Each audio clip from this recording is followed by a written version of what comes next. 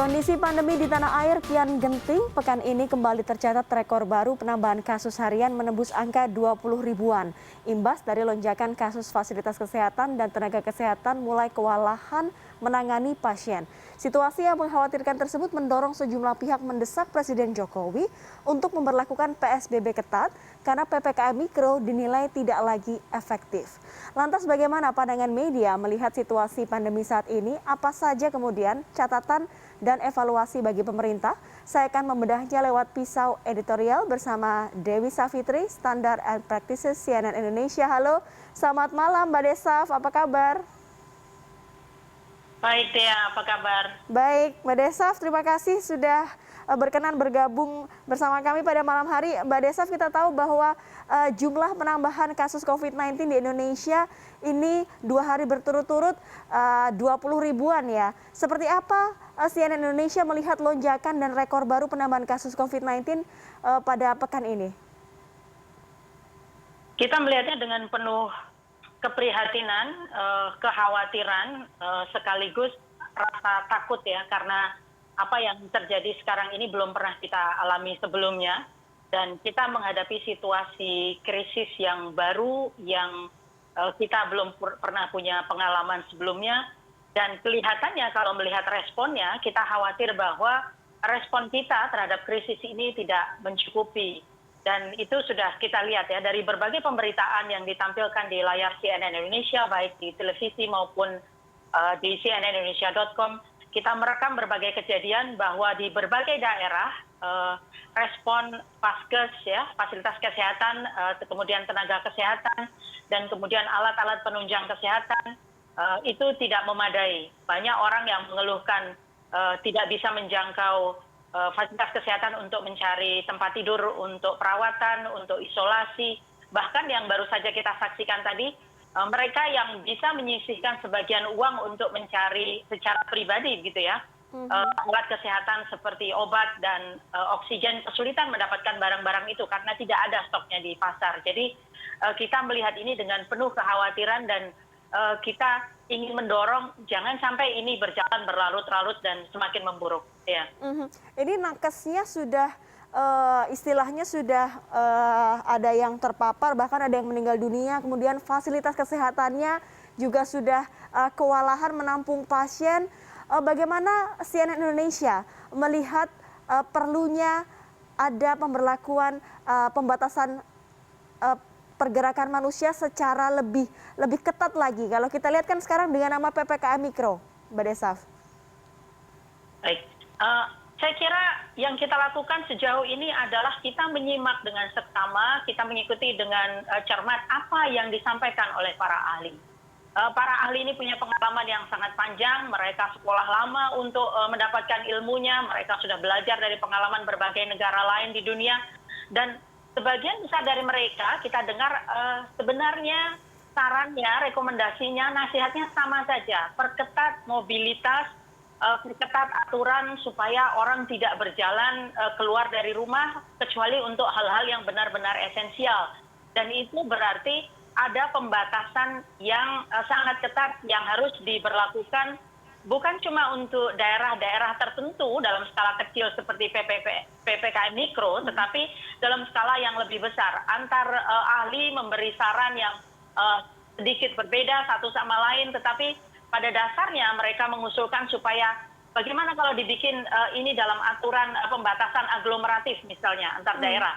Bagaimana kalau diterapkan aturan-aturan yang sebenarnya dulu pernah kita coba waktu puncak kasus pertama di Jakarta dan sekitarnya misalnya.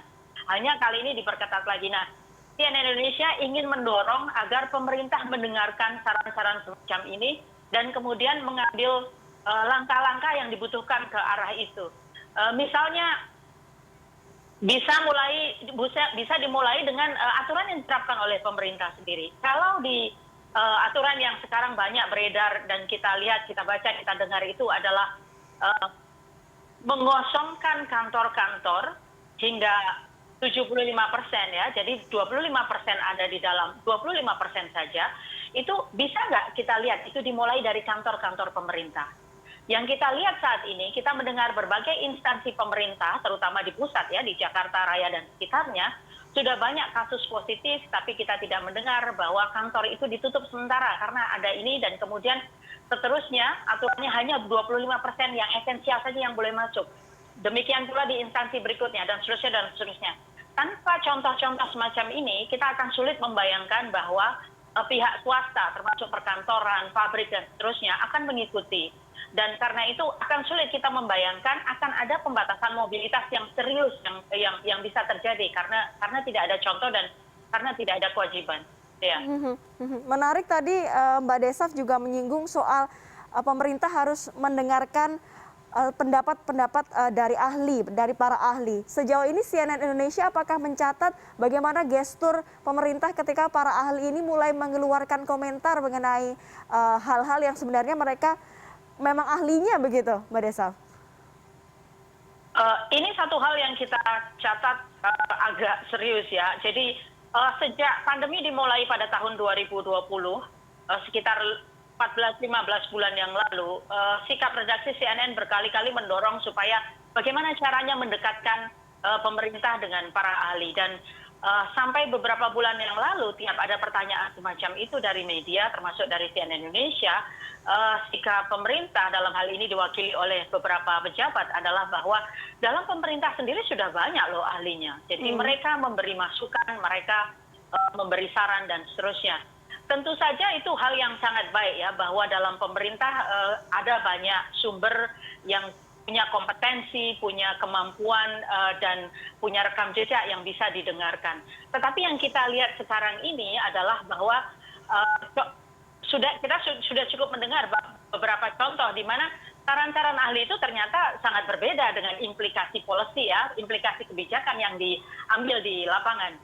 Contohnya dalam beberapa kasus, sejak lama kita mendengar ada saran untuk melakukan pengetatan mobilitas, dan yang terjadi adalah sampai kemudian ada puncak kasus yang pertama beberapa bulan lalu, saran itu tidak terlalu mendapat perhatian ya. Itu yang kita lihat dari pembuktian bahwa dibutuhkan waktu begitu lama untuk mengikuti saran tersebut. Kalau kita lihat istana misalnya, dalam hal ini Pak Presiden Joko Widodo punya gaya khas gitu ya. Dia suka berbicara pada orang, dia suka berinteraksi dengan banyak orang, dia merangkul banyak kalangan, termasuk kalangan artis, influencer, bahkan pelawak gitu ya, komedian pernah diundang ke istana. Kita bertanya-tanya, ini kapan kesempatannya para saintis diajak bicara di istana, didengarkan, dan seterusnya. Kita memahami bahwa ada situasi yang mungkin rumit di balik pembuatan kebijakan ya. Tidak bisa sains atau pendapat ahli itu dijadikan dasar satu-satunya. Tetapi kita ingin melihat gesture ya, kita ingin melihat sikap-sikap yang menyimpulkan bahwa pemerintah itu benar-benar concern pada persoalan ini dan mereka mendengar dari ahlinya. Itu masih belum terlalu terlihat dari tanda-tandanya. Apakah Mbak Desaf juga melihat bahwa kecenderungan pemerintah untuk mempertahankan kondisi ekonomi dalam negeri begitu? Tentu saja ekonomi adalah isu yang sangat penting ya. Kita hidup di negara dengan 270 juta lebih warga yang harus dipikirkan. Bagaimana kalau misalnya ada pembatasan mobilitas yang sangat ketat, bagaimana mereka bisa hidup, bagaimana mereka bisa tetap mendapatkan hak-hak dasarnya, dan seterusnya.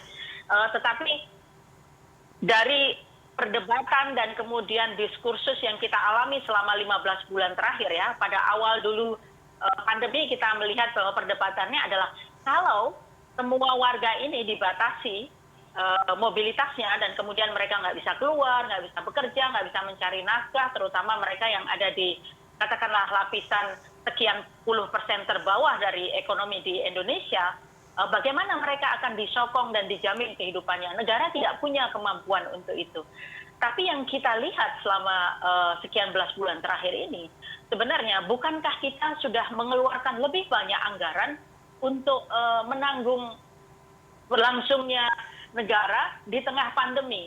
Jadi kalau misalnya anggaran itu dipakai untuk membatasi menjamin kehidupan masyarakat di awal mobilitas dibatasi, itu apakah itu hasilnya akan lebih baik? Kira-kira pertanyaan kita begitu.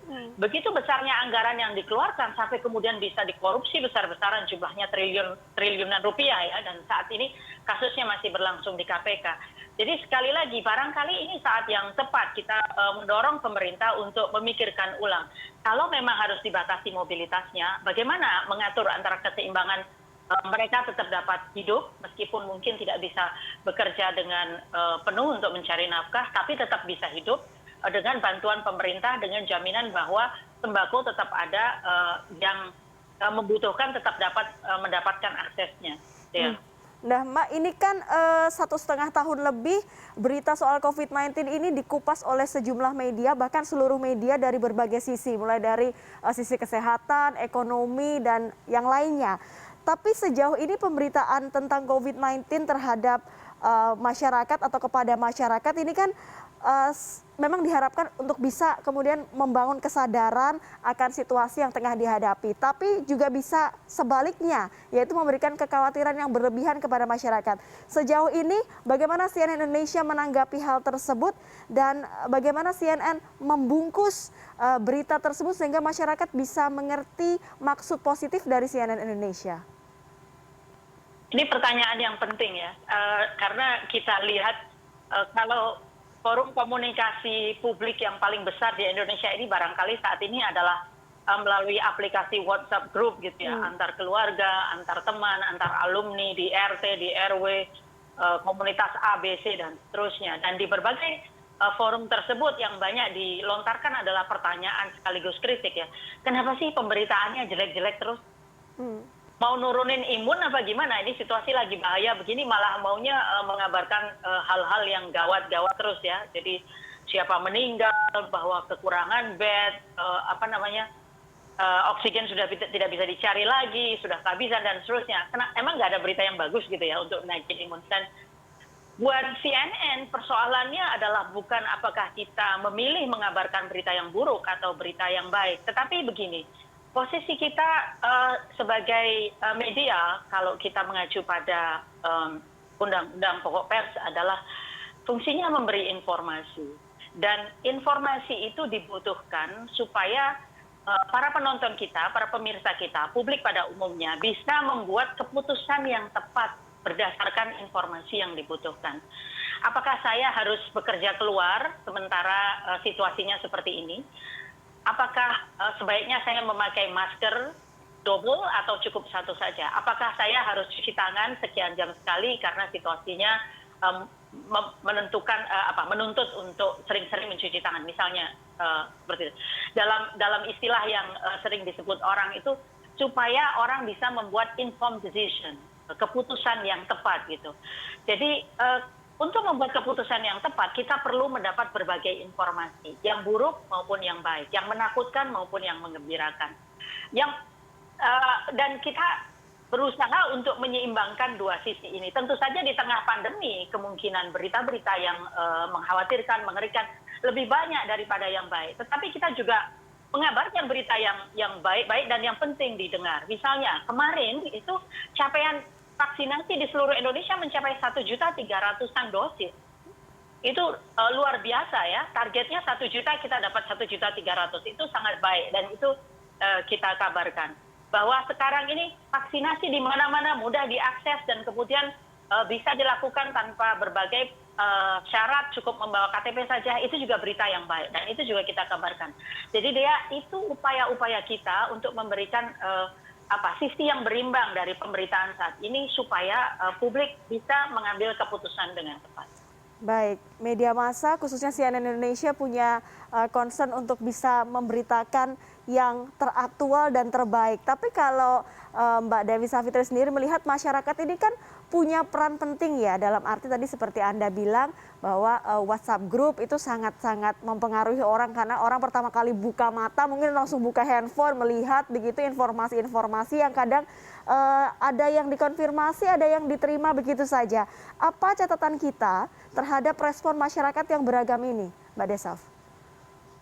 Ya, saingan terbesar media massa bukan media massa ya, tetapi WhatsApp group. Karena ada banyak sekali rupanya ahli dan orang-orang yang punya kemampuan tinggi mempengaruhi orang lain lewat posting-posting di WhatsApp group. upaya kita adalah mendorong lebih banyak lagi orang yang punya kemampuan untuk mencerna apa yang beredar di berbagai media, termasuk media sosial seperti WhatsApp Group gitu. Literasi media ini rupanya menjadi isu yang makin lama makin penting, dan kita turut mendukung supaya ada peningkatan kemampuan untuk berpikir kritis dalam menelaah apa yang ada di eh, eh, berbagai kanal media sosial termasuk di WhatsApp Group ini. Sayangnya, dan ini bukan persoalan Indonesia saja, situasi krisis, situasi seperti pandemi itu akan mengundang memang banyak sekali barang-barang yang tidak ada dasarnya gitu ya. Semua yang abal-abal, semua yang ngaco dan ngawur itu larinya akan ke sana semua. Kalau dia perhatikan hal-hal yang bertahun-tahun lalu sudah beredar gitu ya, bagaimana kumur dengan air dengan lemon itu akan menghindarkan kita dari COVID. Dulu sudah pernah keluar, sekarang keluar lagi. Hal-hal seperti itu yang muncul gitu ya. Dan kita ingin mendorong penggunaan layar sebagai upaya untuk membantu masyarakat mencerna hal seperti itu. Kalau diperhatikan layar CNN kita pakai untuk hoax busting ya, untuk mengatakan bahwa yang Anda terima ini kalau menurut expert ya, kalau menurut ahli ini salah, ini benar, ini sebagian benar, sebagian salah, dan seterusnya. Itu adalah upaya kita untuk memberi kontribusi pada literasi di media tadi, terutama di media sosial. Ya.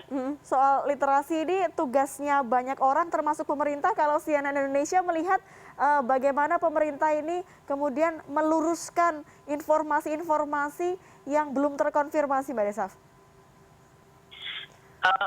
Saya kira saat ini kelihatannya pemerintah sudah sangat disibukkan dengan urusan-urusan yang sangat pokok dari pandemi ya.